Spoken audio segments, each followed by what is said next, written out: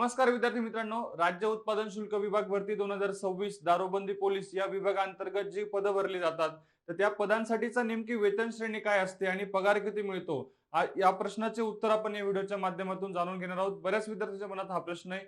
विद्यार्थी मित्रांनो, व्हिडिओ अतिशय महत्त्वाचा आहे, शेवटपर्यंत नक्की बघा. बघा विद्यार्थी मित्रांनो, आता या विभागांतर्गत जी काही पदं भरली जातात यासाठी वेतन काय असतं, बरोबर. आता वेतन श्रेणी बघा. पहिलं जे पद आहे लघु लेखक निम्न श्रेणी, बरोबर. हे जे पद आहे या पदासाठी S15चं वेतन असतं विद्यार्थी मित्रांनो, S15. त्या अंतर्गत त्यांना 41,800 ते 1,32,300 अधिक महागाई भत्ता व इतर नियमाप्रमाणे, ओके, इतकं मानधन या पदासाठी मिळत असतं. दुसरं पद आहे बघा लघु टंकलेखक. या पदासाठी साधारणतः S8 ची वेतन श्रेणी आहे, ज्या अंतर्गत त्यांना 25,500 ते 81,100 अधिक महागाई भत्ता व नियमाप्रमाणे देय भत्ते त्यांना लागू असतात. इतकं वेतन हे लघु टंकलेखकसाठी मिळत असतं. त्यानंतर तिसरं पद आहे जवान.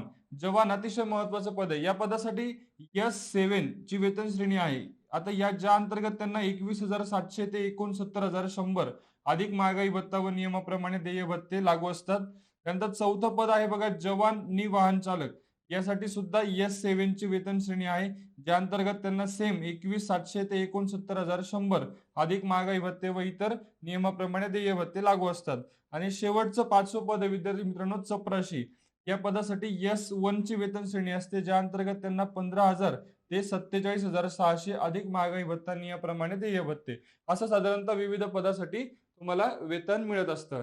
अतिशय महत्वाची माहिती आपण या व्हिडिओच्या माध्यमातून बघितली. अशाच माहितीपूर्ण व्हिडिओसाठी चॅनलला नक्की फॉलो करून ठेवा. व्हिडिओ आवडला असेल तर लाईक करून आपल्या मित्रांना लगेच शेअर करा. धन्यवाद.